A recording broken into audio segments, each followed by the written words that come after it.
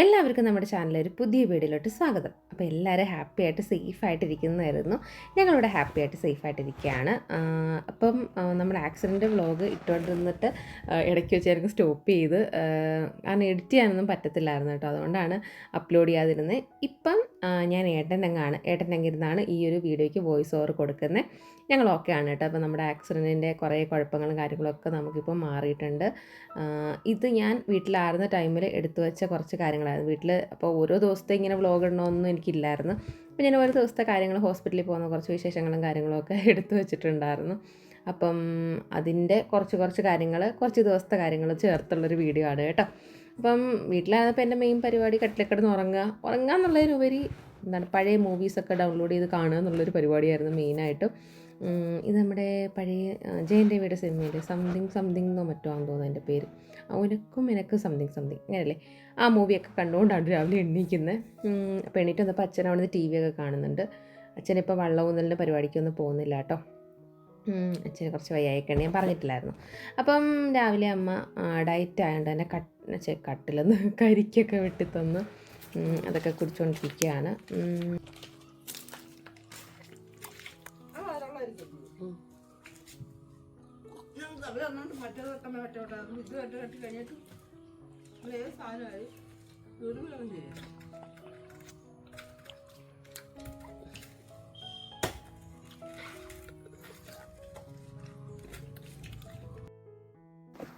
അപ്പോൾ ഡയറ്റാണെന്ന് ഞാൻ ഇടയ്ക്കിടയ്ക്ക് പറയുന്നുണ്ടായിരുന്നു. ഡയറ്റിൻ്റെ വീഡിയോയും കാര്യങ്ങളൊക്കെ എടുത്ത് വെച്ചിട്ടുണ്ടായിരുന്നു. ഞാൻ പറഞ്ഞില്ല, എഡിറ്റ് ചെയ്തിടാനുള്ളൊരു മടി കൊണ്ടാണ്. ഇട്ട് തുടങ്ങിയാൽ പിന്നെ ഷെഡീന്ന് പറഞ്ഞ് എല്ലാം ഇടാം.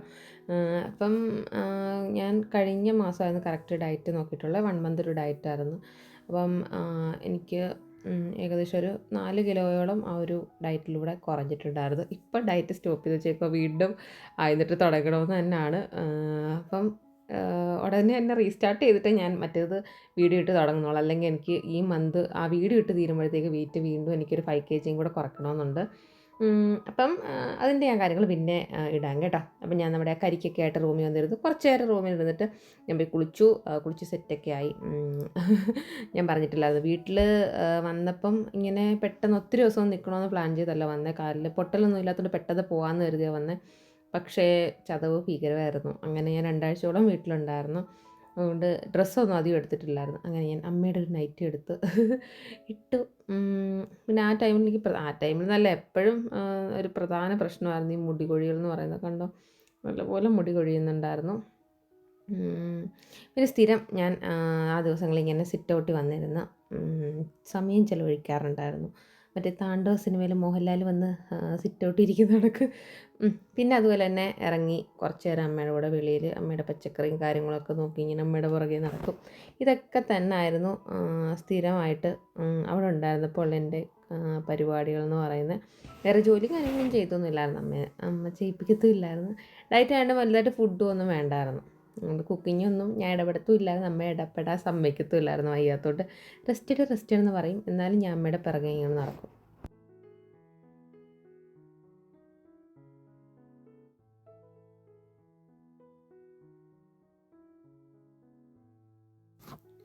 പിന്നെ കുറച്ച് നേരം അമ്മയുടെ കടയിലൊക്കെ ചെന്നിരുന്നു. ആ ടൈമിൽ നടക്കാമെന്ന് ചോദിച്ചാൽ ബെഡ് റെസ്റ്റൊക്കെ എടുക്കണമെന്ന് പറഞ്ഞ് എങ്കിലും കുറച്ചൊക്കെ നടക്കുമായിരുന്നു കേട്ടോ. പിന്നെ അന്ന് വൈകിട്ട് ഏട്ടൻ വന്നിട്ടുണ്ടായിരുന്നു. ഞങ്ങൾ രണ്ടുപേരുടെ ഡോക്ടറെ കാണാനായിട്ട് പോയി. അന്ന് കാല് കാണിക്കേണ്ട ദിവസമായിരുന്നു. നമുക്കത് 3 ദിവസം ഇടവിട്ടായിരുന്നു ഡോക്ടറെ അടുത്ത് ചെല്ലേണ്ടത്. അന്ന് കുറച്ച് ഹാപ്പി ആയിരുന്നു കേട്ടോ. ആദ്യത്തെ ദിവസം ഹോസ്പിറ്റലിൽ പോയപ്പോൾ ഞാൻ കണ്ണും എഴുതാതെ പൊട്ടൊക്കെ ഇടാതെ വന്ന, കമ്മലൊന്നും ഇടാതെ. പക്ഷേ അന്ന് കുറച്ച് വേദനയൊക്കെ കുറഞ്ഞപ്പോൾ കുറച്ച് ഹാപ്പി ആയിരുന്നുകൊണ്ട് കുറച്ച് ലിപ്സ്റ്റിക്കൊക്കെ ഇട്ടായിരുന്നു ഞാൻ ഇറങ്ങിയത്. എന്തായാലും ഡോക്ടറെ കാണാനായിട്ട് ഇരിക്കുകയാണ്. ആളന്ന് കുറവുള്ള ദിവസമായിരുന്നു. ആളുണ്ടെങ്കിൽ നല്ല താമസം വരും. നമ്മുടെ പടപുഴയുള്ള സനൽ ഡോക്ടർ ഇല്ലേ, പുള്ളിയാണ് കാണിച്ചത്. അപ്പം സാധാരണ ഡോക്ടർ പറയുന്ന കണക്ക് തന്നെ ചതവുണ്ട്, ശ്രദ്ധിക്കണം, ബെഡ് റെസ്റ്റ് എടുക്കണമെന്നൊക്കെ പറഞ്ഞു. പിന്നെ നീരും അതൊക്കെ കുറയാനുള്ള മരുന്ന് വെച്ച് കെട്ടി നോർമലായിട്ട് വിടുന്ന നോർമൽ സംഭവം കഴിഞ്ഞ വട്ടം ചെയ്ത അതേ കണക്ക് തന്നെ മരുന്ന് കെട്ടി വെക്കണമെന്നൊക്കെ പറഞ്ഞു. ആ ഭാഗത്തൊക്കെ എനിക്ക് നല്ല സെൻസേഷൻ കുറവുണ്ടായിരുന്നു. ഇപ്പോഴും തൊടുമ്പോൾ ഒന്നും അറിയുന്നില്ല, ചൊറിയുമ്പോൾ ഒക്കെ നമുക്ക് ഒന്നും അറിയുന്നില്ല. വേദനയൊന്നുമില്ല, നടക്കുമ്പോൾ ഒന്നും വേദനയില്ല, പക്ഷേ ഞെക്കുമ്പം വേദനയുണ്ട് ഇപ്പോഴും. അപ്പം അന്ന് നല്ല ചതവുണ്ടായിരുന്നു. ഇപ്പം കുറച്ച് കുറഞ്ഞിട്ടുണ്ട്. ഓക്കെ. അപ്പം മരുന്നൊക്കെ വെച്ച് ചേച്ചിമാരെ കെട്ടിത്തന്നു. അവിടുത്തെ 2 ചേച്ചിമാരും നല്ല സ്നേഹമാണ് കേട്ടോ. നല്ല സ്നേഹമുള്ള 2 ചേച്ചിമാരാണ്. നല്ലപോലെ നമ്മളെ കെയർ ചെയ്ത് നല്ലപോലെ സന്തോഷമായിട്ട് കാര്യമൊക്കെ പറഞ്ഞ് അങ്ങനെ നമ്മുടെ മരുന്നൊക്കെ വെച്ച് കെട്ടി.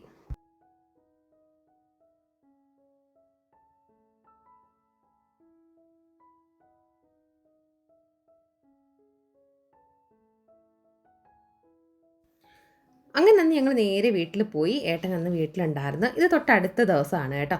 അമ്മ രാവിലെ ബ്രേക്ക്ഫാസ്റ്റിന് അപ്പവും മുട്ടക്കറിയൊക്കെ ഉണ്ടാക്കി. പക്ഷേ എനിക്ക് ഡയറ്റ് ആയതുകൊണ്ട് അപ്പം ഒന്നും കഴിക്കാൻ പറ്റില്ല. മുട്ടക്കറി കഴിക്കാം, അപ്പം എനിക്ക് കഴിക്കാൻ പറ്റില്ല. അപ്പോൾ അച്ഛൻ രാവിലെ TV കണ്ടുകൊണ്ടിരിക്കാൻ ന്യൂസൊക്കെ കണ്ടുകൊണ്ടിരിക്കും. ഏട്ടൻ രാവിലെ ചായയൊക്കെ കുടിക്കുന്നുണ്ട്. അത് കഴിഞ്ഞ് ഏട്ടൻ പോവാനായിട്ട് ഒരുങ്ങുകയാണ് കേട്ടോ. ഏതാണ്ടൊക്കെ അഭിപ്രായം പറഞ്ഞുകൊണ്ടിരിക്കുക. അന്നേരം പോകണ്ട.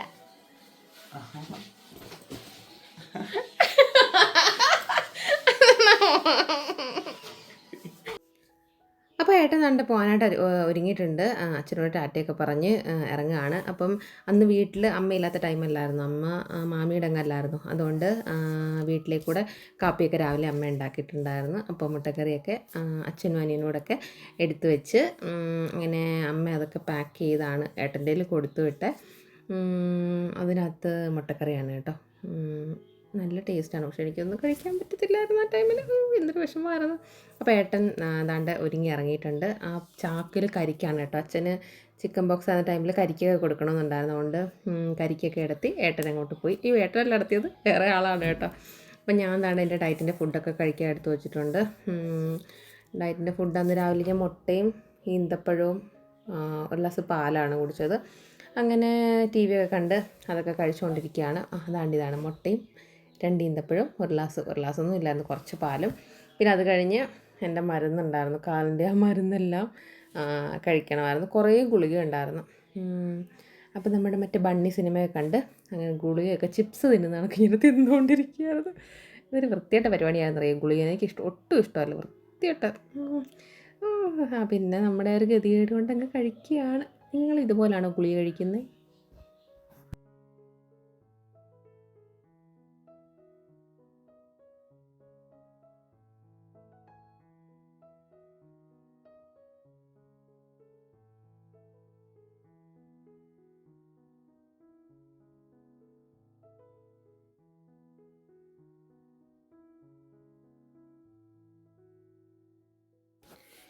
പിന്നെ അങ്ങനെ കുറേ നേരം സിനിമയൊക്കെ കണ്ട് ഹാളിലിരുന്നിട്ട് കുറച്ച് നേരം ഞാൻ റൂമിൽ പോയി റെസ്റ്റൊക്കെ എടുത്തു. അപ്പോഴത്തേക്ക് ഉച്ചഭക്ഷണത്തിൻ്റെ ടൈം ആയിട്ടുണ്ടായിരുന്നു.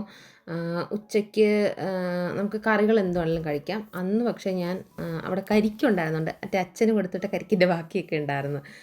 അപ്പം അന്ന് ഉച്ചയ്ക്ക് ഞാൻ ഒരു കരിക്കും വെള്ളവും റോബസ്റ്റ പഴവും ഇതേണക്ക് സാലഡും ഒക്കെയാണ് കഴിച്ചിട്ടുണ്ടായിരുന്നത്. പിന്നെ അത് കഴിഞ്ഞ് വീണ്ടും കുറച്ച് നേരം റൂമിൽ തന്നെ ഇങ്ങനെ ഇരിക്കും. ഇതിൽ സിനിമയൊക്കെ കണ്ട് വെള്ളമൊക്കെ കുടിച്ചിരിക്കും. പിന്നെ ഒരു 3:30 4 മണിയായപ്പോൾ എണ്ണീറ്റ് എന്താണ് ഒന്ന് കുളിച്ചിട്ടൊക്കെ വരാമെന്ന് കരുതി. കുളിച്ച് സെറ്റായിട്ടൊക്കെ വന്നു. അപ്പോഴത്തേക്ക് അന്നൊക്കെ ഞാൻ കുറച്ച് ഓക്കെ ആയി കേട്ടോ. മാനസികമായിട്ട് കുറച്ച് ഹാപ്പിയൊക്കെ ആയിരുന്നു. പിന്നെ വീണ്ടും ഞാൻ താണ്ഡവ സിനിമയിലെ മോഹൻലാലിൻ്റെ ഇടയ്ക്ക് സിറ്റൗട്ടിൽ വന്നിരുന്നിട്ടുണ്ട്.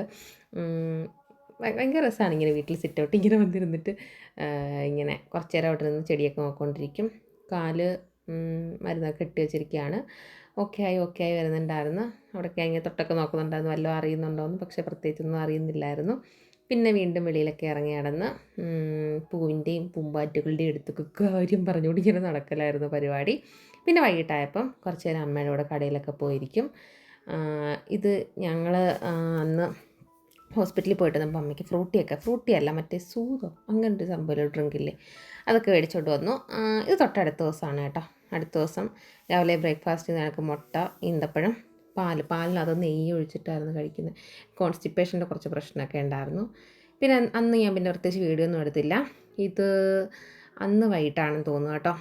വീണ്ടും നമുക്ക് ഹോസ്പിറ്റലിൽ പോകേണ്ട ദിവസമായിരുന്നു. അന്നും ഇത് കണക്ക് നീരും ചതവും ഉണ്ടായതുകൊണ്ട് മരുന്ന് വെച്ച് കെട്ടണമെന്ന് പറഞ്ഞു. ഇവിടെ മാത്രം പോരെ, ഇവിടെയും കൂടെ ഇവിടെ അവിടെ അറിയാം. തൂക്കണം